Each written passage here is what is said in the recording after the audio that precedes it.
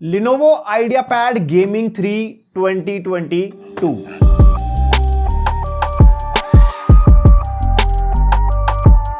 अब तो खुश हो, लगातार लैपटॉप्स आ रहे हैं और Lenovo IdeaPad Gaming, मैंने बोला था कि 3050 Ti वाले लैपटॉप्स लाने की कोशिश करूंगा, तो उसके अंदर सस्ते वाला जैसे MSI का कटाना लेके आए थे। देन थोड़ा सा महंगा जो हमारा 12th जनरेशन के साथ 3050 Ti है, वो थोड़े मतलब महंगे साइड चल रहे हैं, लाइक लाख रुपए के आसपास। अगर i7 लेते हैं तो i5 के साथ थोड़े सस्ते मिलते हैं, कोशिश करेंगे i5 वाले भी लाने की। तो आज हमारे पास है Lenovo IdeaPad Gaming 3 और ये वाला जो लैपटॉप है ना हमारा, ये लीजन का छोटा भाई है, क्योंकि इन्होंने जो लुक्स वगैरह चेंज करी, अगर आप ध्यान से देखोगे बिल्कुल लीजन वाली लुक कर दी है। यहाँ से जैसे Lenovo वगैरह लिखा, वैसे तो प्रीवियस जनरेशन से भी थोड़ा सा मिलता है, बट अगर आप बाहर से देखोगे यहाँ से भी बिल्कुल ऐसे लीजन वाली लुक है। और अगर पीछे से इधर से भी देखते हो, पीछे यहाँ पोर्ट्स कर दिए, एंड अगर यहाँ से भी देखते हो तो ऐसे होता है लीजन वाली फीलिंग पूरी देता है। एंड आजकल हम अनबॉक्सिंग में ज्यादा टाइम वेस्ट नहीं कर रहे, बस लैपटॉप ये रहा हमारा। और हाँ, इसके जो चार्जर आएगा वो 170 वॉट वाला आएगा। हमारे पास जो वेरिएंट है ये है i7 12700H, जो हमारा 14 कोर्स 20 थ्रेड्स वाला प्रोसेसर है, 6 P course and 8 E course. RTX 3050 Ti आपको इसके अंदर मिलेगा, जो 85 वॉट TGB के साथ आता है। 16 GB रैम हमारी DDR4 3200 मेगाहर्ट्ज क्लॉक स्पीड वाली, और सिंगल चैनल में है। इसको आप अपग्रेड कर सकते हो मैक्सिमम 32 GB, तो 16 की एक और लगा के 32 हो जाएगी। 512 GB की SSD है Gen 3 वाली, और रीड एंड राइट स्पीड आपके सामने है। एंड इसके अंदर टोटल 2 स्लॉट्स है, जिसके अंदर आप Gen 4 SSD भी लगा सकते हो। Wi-Fi 6 एंड ब्लूटूथ वर्जन 5.2 आपको इसके अंदर मिल जाता है। तो यहाँ पे जो ये वाला वेरिएंट है, ये हमारा 95,000 से लेके 1 लाख तक का है। एंड Lenovo वालों ने तगड़ा सीन कर रखा भाई कस्टमाइजेशन को लेके। मैंने लीजन वाली वीडियो में बताया था, इनकी वेबसाइट पर अगर आप जाओगे तो आप लैपटॉप्स को कस्टमाइज कर सकते हो, starting from the processor to graphics card, then display, then keyboard, हर चीज की कॉस्टिंग आप चेंज कर सकते हो। इवन स्टोरेज ऑप्शंस भी आपको मिलते हैं। तो यही वाला लैपटॉप सेम स्पेसिफिकेशन के साथ आपको 90,000 में मिल जाएगा। फिर आप धीरे धीरे चीजें ऐड करते रहोगे तो ये 1 लाख तक हो जाएगा। एंड यस, इसके साथ आपको क्वाड HD ऑप्शन विद 3060 भी मिल जाते हैं। तो मैं लिंक्स वगैरह दे दूंगा डिस्क्रिप्शन में, जैसा जैसा आपका बजट होगा वैसा बाय कर सकते हो। और जब बाय करने की बात चली रही है, सेल का टाइम चल रहा है, दिवाली की फेस्टिव सेल चल रही है। Amazon पे, फ्लिपकार्ट पे, मिंत्रा पे, हर जगह आपको फुल डिस्काउंट मिल रहा है। तो क्यों ना अपने लिए एक अच्छा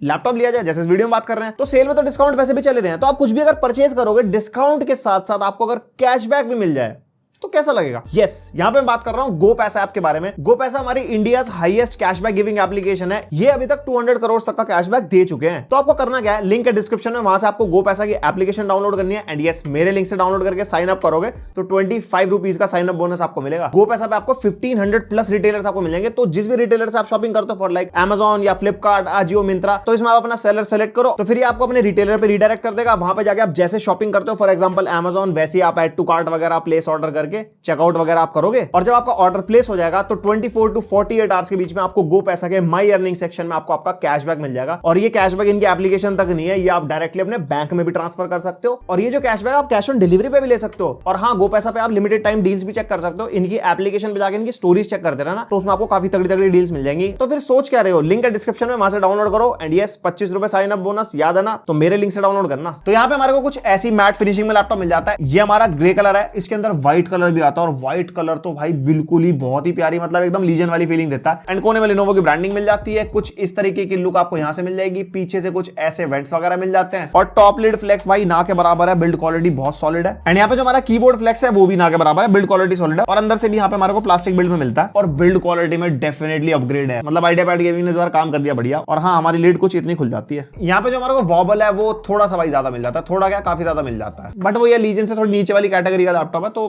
कहीं ना कहीं तो कॉम्प्रोमाइज होती है। और यहाँ पे हमारे को मिल जाता है फुल साइज का कीबोर्ड। एंड कीबोर्ड की फील यहाँ पे बढ़िया है, मतलब यूज वगैरह करने में एक्चुअल लीजन जैसा तो नहीं है, बट दिखने में लीजन जैसा है, और फीलिंग भी ठीक ठाक मिल जाती है। और ये हमारा 4 जोन RGB वाला कीबोर्ड है, जो FN प्लस इसका बटन दबा के हम यहाँ पे थोड़े बहुत इफेक्ट्स वगैरह चेंज कर सकते हैं। एंड कीबोर्ड की लाइट ऑफ भी कर सकते हैं, और कीबोर्ड की लाइटिंग मतलब काफी ठीक ठाक सी है। एंड यहाँ पे ट्रैक पैड मेरे को बढ़िया लगा, फुल साइज का ट्रैक पैड हमारे को मिल जाता है। एंड फुली क्लिकेबल वाला है, क्लिक्स वगैरह मतलब काफी स्मूथ है, मल्टी जेस्चर वगैरह सपोर्ट करता है। लेफ्ट साइड में हमारे को USB 3.2 Gen 1 type A port मिल जाएगा। एंड यहाँ पे हमारे को हेडफोन माइक जैक का कॉम्बो मिल जाता है। और राइट साइड में हमारे को USB 3.2 Gen 1 टाइप A वाला पोर्ट मिल जाएगा। बैक साइड में HDMI 2.0 का पोर्ट मिल जाता है। एक हमारे को RJ45 LAN पोर्ट मिल जाएगा। एक USB-C 3.2 Gen 1 वाला पोर्ट मिल जाता है। और ये टाइप सी पोर्ट थंडरबोल्ट 4 वाला है। और यहाँ पे हमारे को पावर इनपुट का पोर्ट मिल जाता है। और जो इसकी डिस्प्ले का अपना आउटपुट है वो iGPU से है। HDMI से अगर आउटपुट लोगे तो आपको eGPU से मिलेगा। और जो इसका टाइप सी से डिस्प्ले आउटपुट है वो इसका iGPU से है। एंड इसका जो टाइप सी है वो पावर डिलीवरी को भी सपोर्ट करता है। और डिस्प्ले आउटपुट की बात चल रही है तो मक्स स्विच इसके अंदर नहीं है। यहाँ पे हमारे को GPU वर्किंग मोड तो मिलता है, बट यहाँ पे एक हाइब्रिड मोड मिल रहा है, हाइब्रिड IGPU ओनली मिल रहा है and hybrid auto.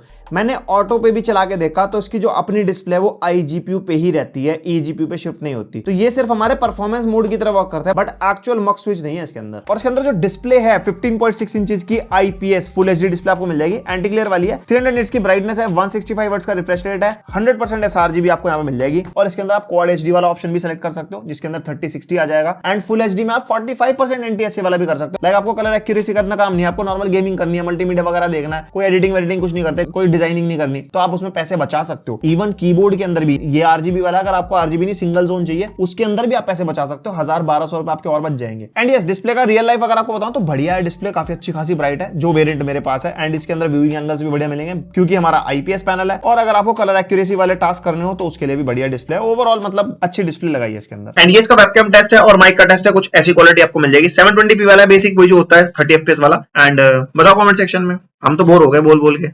Like share subscribe.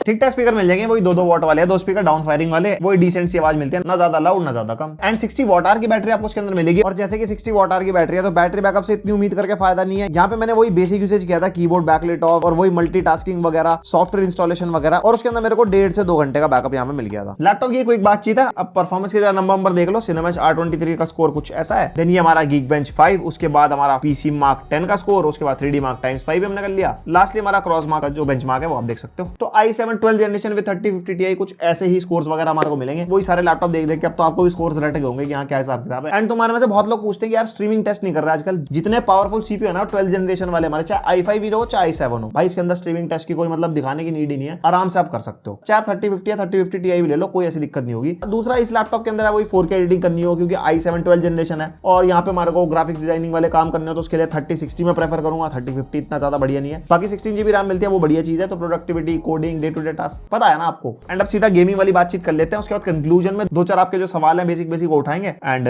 देखो गेम टेस्ट जरा। और यहाँ पे पहला गेम हमारा वैलोरेंट, ऑब्वियसली 1080p पे टेस्ट करें क्योंकि 1080p डिस्प्ले हमारी इसके अंदर। और यहाँ पे हाई सेटिंग्स पे टेस्ट करेंगे, और हाई सेटिंग्स में हमारे को i7 12th जनरेशन के हिसाब से ऑब्वियसली 200+ FPS हमारे को यहाँ पे मिल रहा है। एंड यहाँ पे रूम टेम्परेचर हमारा 23 डिग्रीज है क्योंकि हमारे रात में गेम टेस्ट हो रहे थे ना, तो उसकी वजह से टेम्परेचर थोड़ा कम है, हमारे यहाँ पे ठंड पड़ चुकी है। एंड उसके हिसाब से आप टेम्परेचर का अंदाजा लगा सकते हो, तो टेम्परेचर थोड़ा सा हायर साइड है क्योंकि 23 डिग्रीज के आसपास भी अगर आप देखोगे तो 88-90 के आसपास टेम्परेचर आ रहे हैं, समटाइम्स 90 अबव भी आ रहे हैं। और साथ ही साथ एक चीज का ध्यान रखना, CPU वॉटेज भी ज्यादा यहाँ पे ड्रॉ हो रही है 68-70 वॉट के आसपास। तो यहाँ पे अगर हम अंडर वोल्टिंग वगैरह करेंगे, वॉटेज वगैरह डाउन करेंगे, टेम्परेचर डाउन हो जाएंगे डेफिनेटली, और इतना ज्यादा गेमिंग पे भी आपका फर्क नहीं पड़ेगा। और बाकी सारे स्टैट्स आप देख ही सकते हो अपने सामने। देन यहाँ पे सेकंड गेम हमारा GTA 5, और GTA 5 का ऑब्वियसली हम उसी सेटिंग्स पे टेस्ट कर रहे हैं, वेरी हाई और हाई का जो मिक्सचर ऑब्वियसली उठा लेता है अपने हिसाब से। और यहाँ पे हमारे को मिल रहे हैं 100+ FPS 120-130 के आसपास, बढ़िया परफॉर्मेंस मिल रही है, कोई दिक्कत नहीं है। और बढ़िया परफॉर्मेंस का एक और रीजन भी है, वो है हमारी 16GB रैम। तो आप रैम कंजम्पशन भी देख सकते हो। और यहाँ पे आप टेम्परेचर हमारे देख सकते हो 75-80 के आसपास चल रहे हैं क्योंकि हमारे यहाँ पे वॉटेज कम है और हमारी क्लॉक स्पीड भी कम है, बट परफॉर्मेंस पे कोई फर्क नहीं पड़ रहा। 12th जनरेशन में यही बेनिफिट हमारे को मिल जाता है कि टेम्परेचर अपने आप से मैनेज हो जाते हैं according to the workflow. और एक चीज मैं नोटिस कर रहा था, इसके अंदर हमारी जो GPU कंजम्पशन है वो 75-70 के आसपास ही हो रही थी, और वॉटेज भी ज्यादा कंज्यूम नहीं हो रही। एंड यहाँ पे देखा जाए तो गेमिंग के FPS बढ़िया आ रहे हैं, तो मेरे को इसका रीजन समझ नहीं आया, बट यस ऑब्वियसली परफॉर्मेंस आपको यहाँ पे बढ़िया ही मिल रही है। देन हमारा Forza Horizon 5, एंड इसको हम टेस्ट कर रहे हैं हाई सेटिंग्स पे क्योंकि 4GB VRAM वाला GPU हमारा, एंड हाई सेटिंग्स के हिसाब से 3050 Ti के हिसाब से हमारे को 80+ FPS यहाँ पे मिल रहा है। और CPU टेम्परेचर यहाँ पे हमारे काफी अच्छे खासे हैं because clock speed and wattage कम है। एंड यहाँ पे हमारा GPU 99% यूज हो रहा है, एंड उसकी वॉटेज भी 70+ जा रही है, तो परफॉर्मेंस यहाँ पे तगड़ी निकल के आ रही है Forza Horizon 5 में। Then we tested Far Cry 6, और Far Cry 6 को हम टेस्ट कर रहे हैं हाई सेटिंग्स पे, एंड फिडिलिटी FX को मैंने यहाँ पे कर दिया ऑन, और यहाँ पे जो हमारा FSR मोड है उसको भी मैंने बैलेंस पे रखा हुआ था। एंड यहाँ पे हाई सेटिंग्स के हिसाब से हमारे को 80-90+ समटाइम्स 100 FPS भी मिल रहा है, और थोड़े बहुत ड्रॉप्स होते हैं इसके अंदर FPS के क्योंकि Far Cry 6 का अपना जो बेंचमार्किंग है ना वो थोड़ी सी मतलब अनस्टेबल सी है। और यहाँ पे हमारे टेम्परेचर थोड़े से ज्यादा है, यहाँ पे CPU डिमांडिंग गेम है हमारी, तो उसकी वजह से आप अंदाजा लगा सकते हो कि थर्मल्स इतने अच्छे नहीं है जितने लीजन के होते हैं क्योंकि 23 डिग्रीज रूम टेम्परेचर पे भी टेम्परेचर मतलब 90+ जा रहे हैं। Then we tested Spiderman, balance पे DLSS रखा है हमने, और हमारी जो ग्राफिक सेटिंग्स है वो रखी है हमने हाई पे, और यहाँ पे हमारी परफॉर्मेंस वही जितनी उम्मीद थी 80-90 FPS के आसपास मिल रहा है, और CPU टेम्परेचर ज्यादा है थोड़े से आप देख सकते हो, बट वो ये क्लॉक स्पीड वॉटेज कम होती है तो ऑब्वियसली कम हो जाते हैं अपने आप। और यहाँ पे मैं एक चीज देख रहा था, मेरा जो जीपीयू कंजम्पशन है वो 70 to 80% के आसपास है और वॉटेज भी 70 वॉट के आसपास है, बट परफॉर्मेंस तब भी बढ़िया निकाल के दे रहा है। फिर यहाँ पे हमारा रेड डेड रिडेम्पशन 2 1080p पे टेस्ट हो रहा है और जो हमारा यहाँ पे प्रीसेट है वो 50% वाला है, जस्ट 12 की सेंटर में, जिसमें हमारे को अल्ट्रा मीडियम हाई का मिक्सचर हो जाता है और डीएलएसएस हमने यहाँ पे रखा है बैलेंस्ड पे। और ये हमारा जीपीयू इंटेंसिव गेम है, 70+ वॉट हमारा जीपीयू कंज्यूम हो रहा है और RDR2 में 12th जनरेशन में कभी भी टेम्परेचर ज्यादा नहीं जाते क्योंकि हमारा सीपीयू पे लोड डालता नहीं है, प्योरली जीपीयू पे लोड डालता है, तो यहाँ पे टेम्परेचर हमारे कम है और परफॉर्मेंस निकल के आ रही है बहुत तगड़ी। देन वी टेस्टेड वॉरजोन और 100 फील्ड ऑफ व्यू हमारा हाई लो का मिक्सचर जो बाय डिफॉल्ट 3050 Ti के हिसाब से उठा लेता है, वो हमने यहाँ पे रखा है और यहाँ पे जो हमारा DLSS है वो रखा है बैलेंस्ड पे। एंड यहाँ पे हमारे को 100 के आसपास FPS मिल रहे हैं जो कि बहुत सही है। हमारे को वॉरजोन में इस सेटिंग्स पे 100 के आसपास FPS मिल जाए काफी बड़ी बात होती है। और यहाँ पे भी आप देख सकते हो क्लॉक स्पीड और वॉटेज कम है तो उस वजह से हमारे टेम्परेचर भी कम है और यहाँ पे जो हमारे FPS है वो कांस्टेंट 100+ है। एंड यहाँ पे भी आप देख सकते हो जीपीयू की कंजम्पशन हमारी समटाइम्स 90 अबव है, समटाइम्स बिलो 90 है। इसका क्या सीन है मेरे को पता नहीं, हो सकता है कुछ बायोस अपडेट वगैरह में ठीक हो जाए बाद में, बट यस ओवरऑल गेमिंग के मामले में कोई ऐसी दिक्कत नहीं है लैपटॉप में। तो ये था इसका रिव्यू आइडियापैड गेमिंग 3 का। एंड यहाँ पे 2-4 सवाल है, जैसे टफ F15 या F17 से कंपेयर करो i7 12700H विद 3050 Ti, तो मैं कहूंगा वहां पे वो 1 लाख रुपए का है, ये भी 1 लाख रुपए का है, बट यहाँ पे 1 लाख में आपको डिस्प्ले बेटर मिल जाएगी। उसके अंदर आपको 1 लाख रुपए के वाले रेट में 45% NTSC वाली डिस्प्ले मिलती है, पहला ड्रॉबैक उसका। एंड इसका जो ड्रॉबैक है मक्स स्विच नहीं है, उसके अंदर आपको मक्स स्विच मिल जाएगा। तो इनमें से कौन सी चीज आपके लिए मैटर करती है उसके अकॉर्डिंग चॉइस बनाओ। किसी के लिए डिस्प्ले वैल्यू करेगी तो वो ये वाला लैपटॉप लेगा, किसी के लिए मक्स स्विच मैटर करेगा, कोई गेमर है तो वो वाला ऑप्शन लेगा। तो वैसे वैसे सिनेरियो है। एंड यस उसके अंदर जो 3050 Ti है वो 95 वॉट वाला है, इसका 85 वॉट है। हो सकता है कभी बायोस वायोस अपडेट आई ये भी 95 वॉट हो जाए, क्योंकि कुछ ब्रांड्स के बायोस अपडेट के बाद ना जीपीयू मतलब वॉटेज बढ़ जाती है। पिछले साल भी डेल में और ओमेन में शायद हुआ था। और सेम आइडियापैड 5800H 3050 Ti वाला या फिर i7 12 जनरेशन 3050 Ti वाला, तो यहाँ पे मैं कहूंगा भाई ऑब्वियसली i7 12 जनरेशन बेटर है, बट महंगी भी है, वो 85,000 का है, ये आपको 90,095 में मिल जाएगा। अगर आप सिंगल जोन कीबोर्ड लेते हो, 512 GB SSD लेते हो,